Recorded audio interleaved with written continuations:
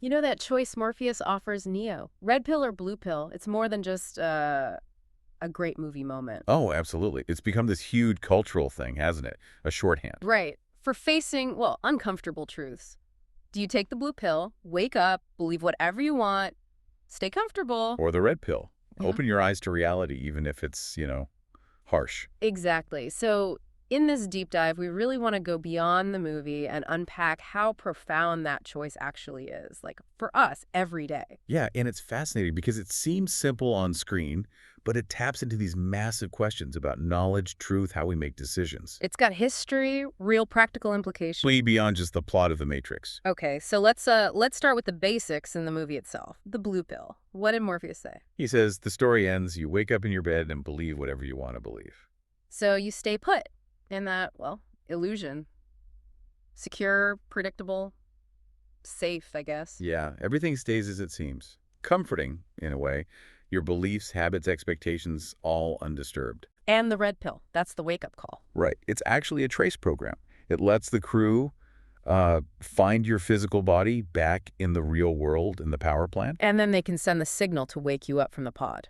Exactly. Yeah. But it's not an offer they make to just anyone, is it? No, that's interesting too. It's for people who've already noticed glitches, like that book example. Yeah, or they just have this feeling, this awareness that something's not quite right. They question things. They don't just dismiss the weird stuff. They've kind of figured out the illusion, as the source puts it. Right. And then there's that rule about age. Ah, yes. Usually they only offer it to teenagers or younger. Why? Well, the idea is that the older you are, the harder it is to disconnect from the matrix. The reality shock is too much. Leads to denial. Or worse. Psychotic episodes, potentially. It's a huge trauma. Which makes Morpheus's choice with Neo even more significant. Because Neo is older, right? Around 30. Yeah, Morpheus broke the rule for him. Shows how much faith he had in Neo. Okay, so stepping back from the movie, how does this connect to philosophy? To bigger ideas? Well, it basically poses that fundamental question. Is truth worth pursuing, even if it's difficult? Right. So the blue pill is like simple belief, blind faith, not questioning things. Exactly. Choosing comfort over maybe a difficult truth. Believing that truth isn't essential for living. It keeps things smooth, family ties, friendships. It doesn't rock the boat. Right. Yeah. And the red pill is the opposite. It's the active search for reality, for knowledge, accepting the discomfort and risk that might come with it. And, this isn't exactly a new dilemma, is it? Not at all. The material we looked at draws this really striking parallel to the Garden of Eden. From Genesis, the two trees. Precisely. The tree of life and the tree of the knowledge of good and evil. And the serpent tells Eve, eat from the tree of knowledge and your eyes will be opened. You'll be like God, knowing good and evil. And there's the parallel. The tree of knowledge is like the red pill. Gaining wisdom, understanding everything, good and evil. But the consequence was expulsion from Eden. Right. Barred from the tree of life, which is then likened to the blue pill. The tree of belief. The comfort of, well, immortality in that story. Exactly. And the source is really careful here. It says there's no intent here to suggest that knowledge is morally incorrect or evil or sinful. It's not judging either choice? No, not at all. It's just highlighting this ancient contrast. Knowledge versus belief. A choice humanity has faced forever, really. So what's the takeaway for us then? Where does this lead? Well, the analysis is pretty clear. It positions the red pill as the path of philosophy. Okay. Reasoning, critical thinking, science, testing things out. And the blue pill is the opposite. Uncritical belief, making decisions based on emotion. That's the contrast it draws, yes. Yeah. And interestingly, it says education, especially the liberal arts and sciences, is all about the red pill. Huh. So learning is inherently a red pill activity. According to this view, yes, it challenges you. It forces you to examine things. There's a quote in the material about the Matrix. Yeah. Something about transformation. Ah, yes. It says, if you want to transform your world, you must first identify how you have been programmed. Right. Decide whether the programming is accurate, then decide whether to reprogram yourself. It's a direct challenge, really. It asks you, the listener, how you'll respond when education or new information challenges your existing beliefs, your blue pill world. It's asking us to look inward, to question our own foundations. Definitely. It's a call for self-examination. So if someone wants to, take the red pill, or at least start down that path, what do they do? The material actually gives some practical starting points. like visiting Snopes.com. The fact-checking site. Yeah, find 5 things you thought were true, but aren't. Or just identify one thing in your own life that isn't always what it seems. The goal being. To practice questioning beliefs, to look for evidence, for reason, to separate well-supported ideas from those that aren't. And that's where philosophy comes in. Exactly. Philosophy provides the method, the tools for that kind of examination, especially for the really big, basic questions humans grapple with. It's like a toolkit for thinking clearly. Okay, but the red pill path sounds demanding. What about the blue pill? The sources seem to have a warning there, too. Oh, a significant warning. Doesn't pull punches.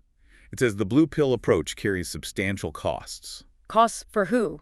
The individual. To the individual, yes. But it also says it will imperil a society dominated by this type of uncritical thinking. Imperil how? What are the dangers? Well, it lists several. Greater risk from diseases, because people might ignore scientific findings. Okay. It allows stereotypes and prejudice to take root, acting on false claims. It can support things like racism, sexism, other irrational discriminations based purely on uncritical beliefs.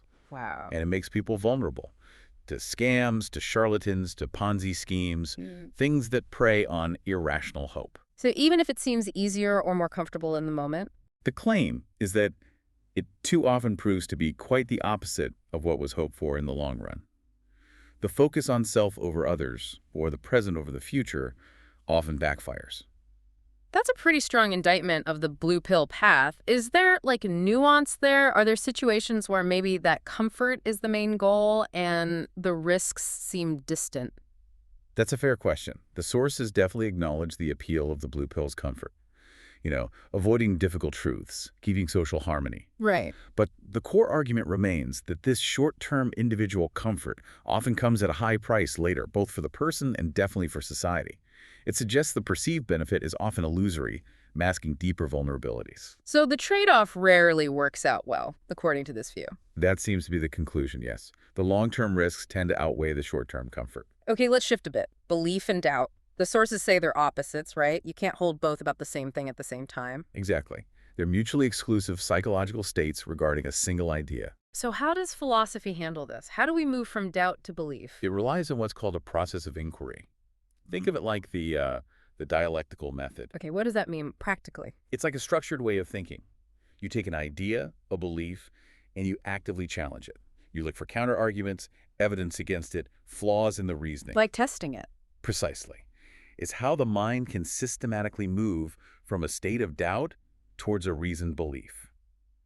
But, and this is crucial, any belief you arrive at isn't final. It should always be open to more questioning. Always.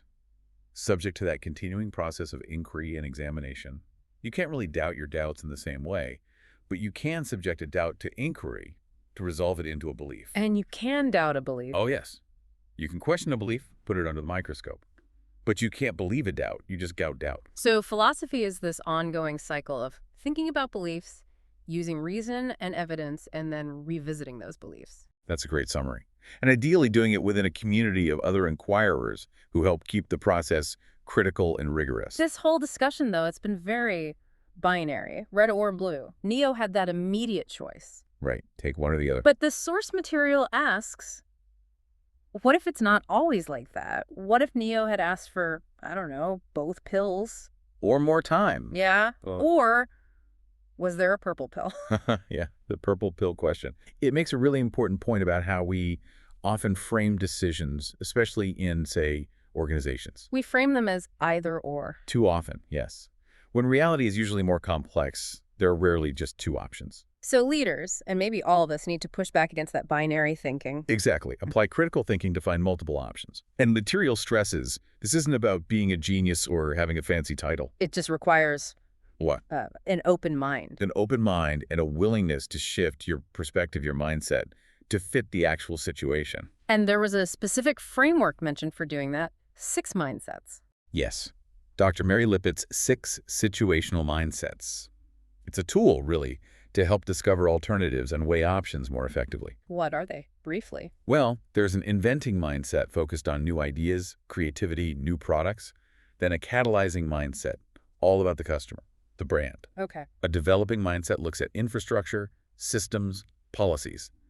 A performing mindset targets efficiency, quality, process improvement, ROI. Makes sense. A protecting mindset centers on talent, teamwork, agility.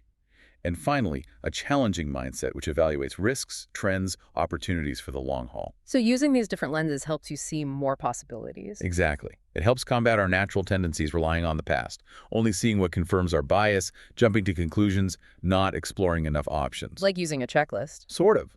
The material actually mentions checklists, like pilots or doctors use. The world's complex. Too many variables to just wing it. So adopting this broader view, it might reveal that purple pill. It suggests that yes, if we approach problems with a more inclusive understanding, more alternatives usually appear. Maybe there was a purple pill option for Neo if only he'd asked or thought to look for it.